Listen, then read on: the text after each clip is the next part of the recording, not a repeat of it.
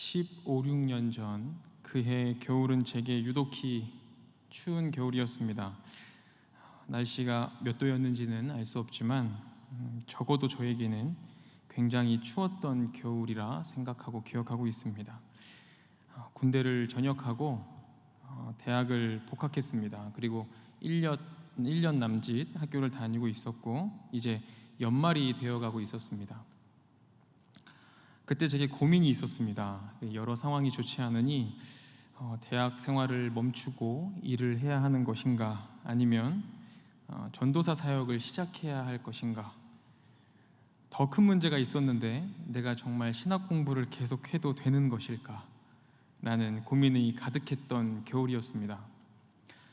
당시 내렸던 결론은 우선 공부를 멈추고 생각도 좀 할 겸, 그리고 생활비나 학비도 좀 벌 겸 일을 해야겠다라는 결정을 했습니다.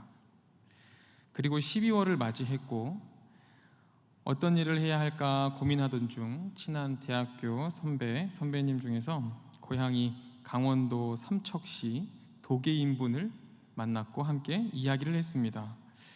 그곳은 예전에 탄광업이 성행했던 곳이었습니다. 그분과 이런저런 이야기를 하다가 숙식이 제공이 되는 일자리가 있다고 추천을 해주었습니다. 바로 강원도 삼척 도계 탄광에서 일하는 일이었습니다. 일의 강도는 좀 있지만 급여가 괜찮으니 생각해보라고 했습니다. 그때는 몸이 힘들고 어려운 곳은 그다지 문제가 되지 않았습니다. 그래서 고민을 하기 시작했고 어느 정도 결정을 하기 시작했습니다.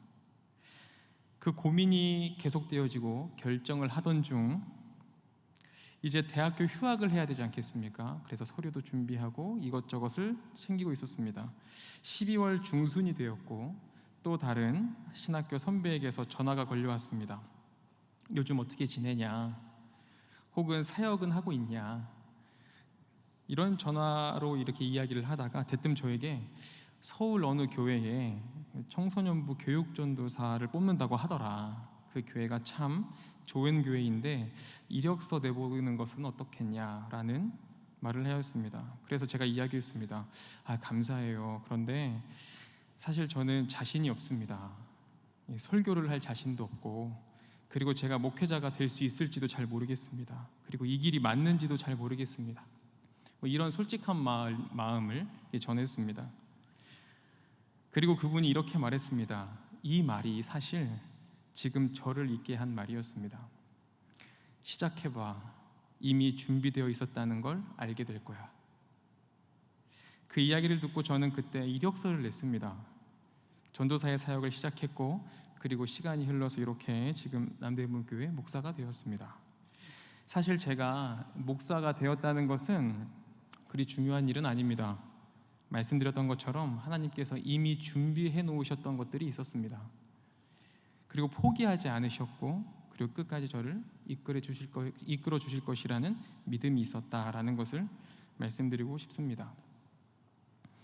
하나님께서 세상을 창조하셨습니다. 잘 아시는 것처럼 6일에 걸쳐서 세상을 완벽하게 만드셨고, 그리고 7째 날에는 안식을 하셨습니다. 다르게 이해해보면 이 세상은 하나님께서 안식을 취하셔야 할 만큼 완전했고 완벽했고 온전했습니다. 하나님의 모든 신경과 관심, 그 모든 것을 다하신 사역이 바로 창조 사역이셨습니다. 그 창조의 사역 가운데 가장 핵심적이고 가장 중요한 사역이 무엇이었냐면 바로 사람을 만드시는 창조였습니다. 오늘 본문 26절을 함께 읽어보실까요? 26절의 말씀입니다. 시작. 하나님이 이르시되 우리의 형상을 따라 우리의 모양대로 우리가 사람을 만들고 그들로 바다의 물고기와 하늘의 새와 가축과 온 땅과 땅에 기는 모든 것을 다스리게 하자 하시고. 아멘. 사람을 창조하실 때 사람을 만드시는 그 대상이 있었습니다. 기준이 있었는데 그 대상을 따라 완벽하게 만들어 주셨습니다. 그 대상이 누구였냐면 바로 하나님이었습니다. 26절의 말씀을 자세히 보면 창조주 하나님 단 한 분이 아니라 우리의 형상을 따라 우리의 모양대로, 즉 삼위일체 하나님의 모습을 따라 만들었다라고 성경은 기록하고 있습니다. 우리는 여기서 알 수 있는 것이 성부, 성자, 성령 하나님이 언제나 항상 함께 하셨다, 창조의 이전부터 항상 함께 하셨다라는 것을 알 수 있습니다. 그리고 우리가 믿고 있는 하나님의 특성 또한 공동체이심을 알 수 있습니다. 그렇기 때문에 성경을 통해서 하나님께서 강조하시는 것이 바로 공동체라는 것도 우리는 이해할 수 있습니다. 그러한 공동체성을 가지고 계신 하나님께서 자기의 형상을 따라 자기의 모양대로, 자신의 모양대로 만드셨다라고 성경은 기록하고 있습니다. 그렇다면 이제 우리는 하나님의 형상, 그 형상이 무엇인가에 대해서 좀 나누어 보아야 합니다. 그 형상이라는 단어는 원래 히브리의 원어로 첼렘이라고 합니다. 이게 첼렘이라는 뜻은 그늘지다, 그림자라는 뜻입니다. 그림자는 피사체의 그 모양대로 모양을 가지고 있지 않습니까? 그러므로 사람은 하나님의 그림자대로, 하나님의 모습대로 만들어졌다는 것을 강조하고 있습니다. 그래서 우리는 조금 더 몇 가지 자세히 나누어 보아야 할 것이 있습니다. 하나님의 형상을 닮았다는 의미가 과연 무엇인가? 하나님의 형상을 닮았다는 의미는 첫째로 하나님의 품성이, 성품이 사람은 하나님의 성품을 닮았다라는 것입니다. 사람이 지니고 있는 내면의 특성, 즉 양심과 도덕성, 책임감, 그리고 정의감, 창조성이 다른 피조물과는 다르게 사람에게는 있습니다. 그런 특성을 가지고 있습니다. 사람은 다른 피조물과는 달리 도덕성을 지닌 윤리적 존재이고 환경을 변화시킬 수 있는 존재이고 새로운 것을 창조할 수 있는 능력을 가진 존재입니다. 뿐만 아니라 사회와 역사를 발전시킬 줄도 알고 자신의 운명을 역전시킬 수도 있는 능력을 지니고 있는 존재입니다. 그런 측면에서 사람은 하나님의 형상을 닮았다라고 말할 수 있을 것입니다. 사람이 하나님의 형상을 닮았다는 의미 두 번째는 하나님과 사람의 관계성이 있다는 것입니다. 사람은 하나님의 관계성에서 특별한 존재로 지음을 받았습니다. 하나님은 다른 피조물과 달리 사람의 창조의 파트너로 삼으셨습니다. 창세기 1장 28절을 함께 읽어보실까요? 시작. 하나님이 그들에게 복을 주시며 하나님이 그들에게 이르시되 생육하고 번성하여 땅에 충만하라. 땅을 정복하라. 바다의 물고기와 하늘의 새와 땅에 움직이는 모든 생물을 다스리라 하시니라. 이어서 창세기 2장 15절도 함께 읽어보겠습니다. 시작. 여호와 하나님이 그 사람을 이끌어 에덴 동산에 두어 그것을 경작하며 지키게 하시고. 아멘. 이러한 성경의 기록들을 보면 하나님과의 인간관계가 마치 하나님의 권위를 위임받은 것처럼 그려지고 있습니다. 이러한 하나님과 인간의 특별한 관계성 측면에서 하나님의 형상을 닮았다라는 것은 하나님의 권위를 위임받았다, 특별한 관계에 있다라고도 이해해 볼 수 있겠습니다. 마지막으로 사람이 하나님의 형상을 닮았다라는 의미는 사람은 하나님과 의사소통할 수 있는 영적 존재다라는 의미입니다. 즉 사람은 영적인 존재다라는 것입니다. 우리의 마음과 정신이 맑고 투명하다면, 그리고 우리의 영이 민감하다면, 그리고 그렇게 반응한다면 하나님과도 소통할 수 있는 존재로 창조되었습니다. 에덴 동산의 아담과 하와는 하나님과 대화할 수 있는 존재로 창조되었습니다. 그리고 아브라함과 이삭, 야곱, 모세와 같은 많은 믿음의 선조들은 하나님과 대화하며 하나님의 뜻을 그리고 하나님의 섭리를 따른 사람들이었습니다. 그것을 성경은 증명하고 있습니다. 이제 하나님의 형상을 닮았다라는 것을 정리해서 말씀드려보면 이렇습니다. 우리가 하나님의 형상대로 만들어졌다라는 것을 이해할 때 그것은 무슨 의미냐면, 사람은 하나님의 성품을 이어받아 창조되었으므로 하나님과 교제를 나누어야 하는 것은 당연하고 하나님의 성품을 가지고 세상 속에서 살아간다라고 이해해 볼 수 있습니다. 그러면 다시금 질문을 드려보겠습니다. 하나님과 교제하고 이야기하는 것은 성경에 많이 기록되어 있고 또한 기도를 통해서 교제한다고 하지 않습니까? 그것은 어느 정도 우리가 이해할 수 있는 부분들입니다. 그렇다면 하나님의 성품을 담아야 된다고 하는데 하나님의 성품이 무엇입니까? 그리고 하나님은 어떤 분이십니까? 하나님의 성품이 어떤지 알아야 우리가 하나님의 정체성을 알 수 있지 않겠습니까?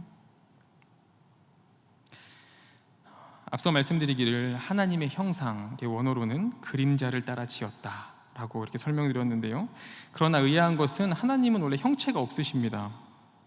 그렇기 때문에 하나님의 그림자, 모양을 따라 만들어졌다는 것은 잘 이해가 되지 않습니다. 그래서 초대교부들은 이것을 이해하며 해석하기를 형상이라 함은 외형적인 틀과 모양을 말하는 것이 아니라 하나님의 특징, 특성, 성품, 성향, 그것을 사람은 닮아서 만들어졌다라고 이야기하고 있습니다. 그렇기 때문에 이제 우리는 하나님의 성품에 대해서 나누어 보아야 합니다. 하나님의 성품을 명확하게 성경은 이렇다라고 기록하지는 않습니다. 다만 우리가 말씀을 통해서 유추하고 그리고 이해해 볼 수 있다면, 그것 가운데 가장 정확한 내용이 있다면 바로 이 말씀일 것입니다. 갈라디아서 5장 22절과 23절입니다. 함께 읽어보실까요? 시작. 오직 성령의 열매는 사랑과 희락과 화평과 오래 참음과 자비와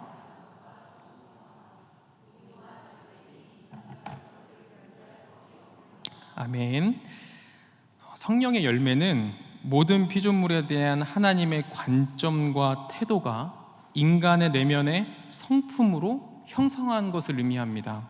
즉 성령 하나님의 성품이 사람의 내면을 통해서 발현되는 것이 바로 성령의 열매라는 것입니다.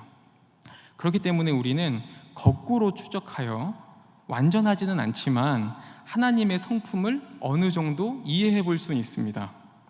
갈라디아서의 말씀에 의하면 하나님은 사랑 그 자체이시며 사람을 창조하신 후에 기쁨을 숨기지 않으셨습니다.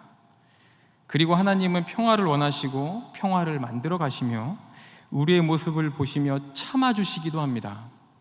또한 하나님은 선하시고 자비하십니다. 특별히 예수 그리스도께서는 아버지 하나님의 말씀에 충성을 다하셨고, 그리고 하나님은 온유하십니다. 그리고 하나님께서 피조물을 지으실 때 절제하셨습니다. 특별히 사람을 만드실 때 절제하셨습니다. 하나님께서 사람에게 살아있는 영을 부어주시고 자유의지를 주셨지만 천사와 같게 만들지는 않으셨습니다. 하나님께서 우리를 그리스도를 믿는 믿음을 보시고 구원하실 때에 곧바로 영화의 단계에 이끌지 않으시고 절제하셨습니다. 하나님은 우리에게 좋으신 것을 항상 주실 수 있으시지만 그렇지 않으십니다. 절제하십니다. 이것이 우리가 알 수 있는 하나님의 성품입니다. 물론 말로 글로 이 세상의 지식으로 표현할 수 없는 것이 하나님의 성품입니다. 그러나 우리가 말씀을 통해서 알 수 있는 하나님의 성품은 이 성령의 9가지 열매 안에서 이해할 수 있을 것입니다. 그래서 우리는 그동안 열매를 맺어야 한다 생각하며 살았습니다. 우리는 여전히 부족하고 우리의 삶에 여전히 열매가 부족하며 성령님께서 함께 하지 않으시기 때문에, 나의 잘못으로 함께 하지 않으시기 때문에, 혹은 우리의 죄가 너무 많아서 열매가 없다고 생각하며 살았습니다. 그렇기 때문에 성령을 간구하십시오, 열매를 맺으십시오, 이런 이야기를 들으며 우리가 살았습니다. 그러나 다시금 생각해 보아야 할 것이 있습니다. 그렇다면 정말 여러분 열매가 없으십니까? 앞서 말씀드린 성령의 열매가 여러분들에게 정말 없으십니까? 정말 없으신가요? 이제 앞서 말씀드린 이야기들을 연결해 볼까 합니다. 하나님께서는 사람을 창조하셨습니다. 매우 기뻐하셨습니다. 사람은 하나님의 형상을 따라 만들어졌습니다. 하나님의 형상을 따라 만들어졌다는 것은 하나님의 성품과 똑같이 만들어졌다라는 이야기입니다. 그리고 하나님과 관계하면서 살아갈 수밖에 없게 만드셨습니다. 그리고 하나님의 성품은 성령의 열매로 설명할 수 있습니다. 왜냐하면 성령의 열매는 모든 피조물에 대한 하나님의 관점과 태도가 인간의 내면의 성품으로 형상화된 것이기 때문에 그렇습니다. 그러므로 사람은 만들어진 그 순간부터 이미 하나님의 성품, 즉 성령의 열매를 가지고 있었습니다. 성령님께서 우리와 함께 하지 않으셔서 열매가 없는 것이 아니었습니다. 요한복음 14장 16절과 17절 함께 읽어보실까요? 시작. 내가 아버지께 구하겠으니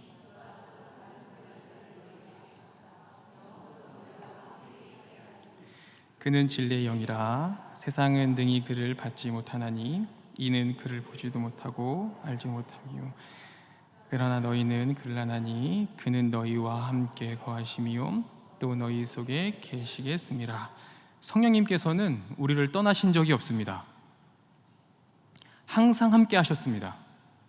지금도 함께 하시고 창조 때부터 함께 하셨습니다. 그렇기 때문에 우리가 가진 열매는 성령님이 계시기 때문에, 안 계시기 때문에 있고 없고의 문제가 아닙니다. 그리고 우리의 능력이 없어서 우리가 열매를 가지지 못한 것이 아니라, 우리가 악하게 살아서 열매가 열린 것이 아니라 이미 우리는 열매가 주어져 있었다는 겁니다. 왜냐하면 우리는 하나님의 형상대로 따라 지음받았기 때문에 그렇습니다. 하나님의 성품에 따라서 지음받았기 때문에, 그렇기 때문에 그 하나님의 성품을 그대로 닮아 있습니다. 그래서 이미 사람은 열매를 가지고, 그리고 그 모습을 가지고, 그 열매를 가지고 하나님의 아름다운 피조물의 모습으로 살아가는 것, 그것이 바로 원래 인간의 정체성입니다. 열매가 없다는 것처럼, 열매가 없는 것처럼 보인다고 좌절하지 않으셔도 됩니다. 나는 열매가 없는 것과 같은 신앙생활을 하고 있다고 실망하지 않으셔도 됩니다. 없는 것이 아니라 있지만 보이지 않는 것이고 드러나지 않는 것뿐입니다. 말씀을 시작할 때 저의 이야기를 잠시 드렸지 않습니까? 그 뒷이야기가 혹시 궁금하신가요? 네, 조금 더 해드리겠습니다. 시작해봐, 이미 준비되어 있었다는 걸 알게 될 거야 라는 이야기를 듣고 크게 감동이 없었습니다. 그런데 계속 곱씹어 생각하면 할수록 기회일 수도 있겠다 라는 생각이 들었습니다. 그래서 우선 이력서를 냈습니다. 그리고 면접을 보기 위해 서울에 있는 그 교회를 갔습니다. 그런데 저의 마음을 덜컥 내려앉게 만드는 장면을 보고야 말았습니다. 저는 저 혼자 면접 보는 줄 알았는데 다른 사람이 있었습니다. 면접을 어떻게 보았는지 모르게 정신없이 교회를 빠져나왔습니다. 지하철을 타고 돌아가는 길, 저는 떨어졌다는 그 마음이 들었습니다. 확신이 들었습니다. 저는 경험도 없었고, 그리고 자신감도 없고, 제 앞에서 면접을 본 분은 참 멀끔하고 멋있어 보였기 때문에 저는 기대하지 않았습니다. 나는 이제 강원도로 일하러 간다 라는 생각을 하고 있던 찰나에 모르는 번호로 전화가 걸려왔습니다. 생각했습니다. 떨어졌는데 뭐 전화까지 주시나 하고 전화를 받았습니다. 근데 그 교회 담임 목사님이셨습니다. 유준 전사님, 집에 잘 들어가고 계시죠? 얼마나 말씀이 따뜻하시던지 제 마음을 녹이기까지의 충분한 그런 말씀이었습니다. 전도사님을 저희 교회 청소년부 전도사님으로 모시게 되었습니다. 그 연락을 받고 얼마나 기뻤는지 모릅니다. 저는 강원도를 가지 않았습니다. 이제 전도사라는 이름을 달고 사역을 시작하는데 그 선배님이 하셨던 말씀이 이해가 되었습니다. 제가 마치 준비되어 있던 것처럼 말씀도 정말 잘 전하고 찬양도 정말 잘하고 맡겨진 일을 정말 잘 해냈습니다 라고 말씀드리고 싶지만 그렇지 못했습니다. 이제 시작하는 20대 중반의 청년이 무엇을 알아 설교를 하며, 무엇을 알아 찬양을 하고, 무엇을 알아서 부서 선생님들과 함께 일을 했겠습니까? 그런데 제가 있던 부서가, 그리고 그 교회가 준비되어 있었습니다. 부족하고 젊고 어린 전도사를 받아주고 이해해줄 준비가 되어 있었습니다. 믿어주고 힘을 실어줄 준비가 이미 되어 있었습니다. 제가 준비된 게 아니라 저를 받아줄 그곳이 준비되어져 있었습니다. 우리는 내가 잘해서 열매를 얻고, 내가 준비가 되어서 하나님의 형상을 나타내는 삶, 그것을 생각합니다. 그렇지 않습니다. 이미 하나님께서는 우리에게 무엇인가를 주셨고, 그리고 그것을 잘 발휘할 수 있도록 그 상황들을 만들어 주십니다. 추운 겨울에, 그리고 유리에 성에가 끼듯이 무엇인가 우리 안에 끼어 있기 때문에 우리가 가진 열매를 마음대로 사용하고 있기 때문에 그것이 잘 보이지 않는 것입니다. 우리는 사랑이라는 열매를 집착으로 사용하고, 희락과 화평이라는 열매는 나를 위해서 사용합니다. 그리고 충성이라는 열매는 대상을 내가 지정해서 충성을 다하고, 온유는 있지만 잘 꺼내어 사용하지 않습니다. 절제라는 열매는 사용하고 싶은 상황과 대상에게만 적용하여 사용합니다. 우리에게 열매가 없는 것이 아닙니다. 있습니다. 그러나 우리가 우리의 기준과 생각대로 사용하고 있다는 것을 느끼지 못하고 깨닫지 못하기 때문에 계속 우리는 열매가 없다고, 열매를 달라고, 항상 함께 계시는 성령님을 모르고 계속 성령님께 함께 해달라고 간구하고 있는 것입니다. 다시금 말씀드립니다. 하나님께서는 우리를 만드시면서 하나님의 성품과 같게 만들어 주셨습니다. 그렇기 때문에 우리는 그 열매를 이미 가지고 있습니다. 그리고 하나님께서는 우리가 그 열매를 사용하도록 상황을 만들어 주시고, 그 상황 속에서 알맞은 열매를 사용할 것을 말씀하시고 상황까지도 준비해 주셨습니다. 이제 우리는 생각하고 고민해야 할 문제가 있습니다. 어떻게 하면 우리가 가진 그 열매를 바르게 사용할 수 있을까? 이미 주어진 그 열매를 오용하지 않고 내 기준대로 사용하지 않고 어떻게 바르게 사용할 수 있을 것인가? 이것을 놓고 우리가 고민하고 간구해야 합니다. 이미 우리에게 주어진 열매를 어떻게 바르게 사용하고 또한 발현될 수 있도록 할 수 있을까에 대해서 몇 가지 나누고 말씀을 마무리할까 합니다. 우선 첫 번째는 열매의 목적, 우리가 가진 열매의 목적이 내가 아니라는 것을 깨달아야 합니다. 무엇을 하든지 그 일의 방향성과 목적이 대단히 중요하지 않겠습니까? 신앙도 그렇습니다. 우리가 무엇을 위해 신앙생활을 하는가, 그리고 우리가 우리의 삶의 열매를 무엇 때문에 원하고 있는 것인가, 무엇을 위해 사용하려 하는가, 중요한 질문들입니다. 사실 신앙 혹은 믿음이라는 것에 문제에 있어서 나를 위한 것은 그리 많지 않습니다. 왜냐하면 하나님께서는 너 스스로 아끼고 사랑하라 말씀하신 적이 없기 때문에 그렇습니다. 하나님께서 말씀하신 핵심은 두 가지지 않습니까? 하나님을 사랑하라, 이웃을 사랑하라. 이 두 가지 아니겠습니까? 사랑의 목적이 내가 아닙니다. 화평과 희락의 목적이 내가 아닙니다. 그리고 충성과 절제의 목적이 나에게 있는 것이 아닙니다. 나에게 있는 열매를 꺼내어 사용하는 것은 나를 위하여서가 아니라 공동체를 위해서, 그리고 하나님을 위해서 사용하는 것입니다. 제가 처음 사역했던 그 교회의 청소년부 공동체가 저를 위하여서 열매를 사용하지 않았다면 저는 깊은 좌절에 빠졌을지도 모르겠습니다. 만약 그 교회 공동체가 열매를 사용하지 않고 저를 받아주지 않았다면 저는 이 자리에 없었을지도 모르겠습니다. 열매는 그렇게 사용하는 것입니다. 나를 위하여 사랑하고 기쁘고 참고 선한 것이 아니라 공동체의 누군가를 위해서, 그리고 공동체를 위해서, 그리고 하나님을 위해서, 하나님의 형상을 위하여 사용하는 것임을 기억하시기 바라겠습니다. 우리가 가진 열매를 어떻게 바르게 사용하고 또한 발현되게 할 수 있을까? 그 두 번째는 우리의 유익대로 열매를 사용했던 것, 나를 위해 열매를 맺으려 했던 것들을 회개해야 합니다. 이 회개라는 의미는 돌아선다라는 의미입니다. 이미 있음에도 불구하고 열매를 강구하는 일을 멈추어야 합니다. 그리고 나만을 위한 사랑, 나만을 위한 희락, 나만을 위한 충성, 나만을 위한 온유 등등 이것들을 멈춰야 하겠습니다. 어떻게 돌아서야 하겠습니까? 열매를 달라고 간구하는 것이 아니라 열매를 바르게 사용할 수 있도록 간구해야 합니다. 나를 위하여 열매를 사용하려고 고민하고 기도하는 것이 아니라 공동체를 위해서, 하나님을 위해서 사용할 수 있도록 그렇게 기도하고 고민해야 합니다. 앞서 말씀드렸습니다. 본문 26절을 보면 하나님 이르시되 우리의 형상을 따라 우리의 모양대로 우리가 사람을 만들고, 하나님께서는 이미 공동체이십니다.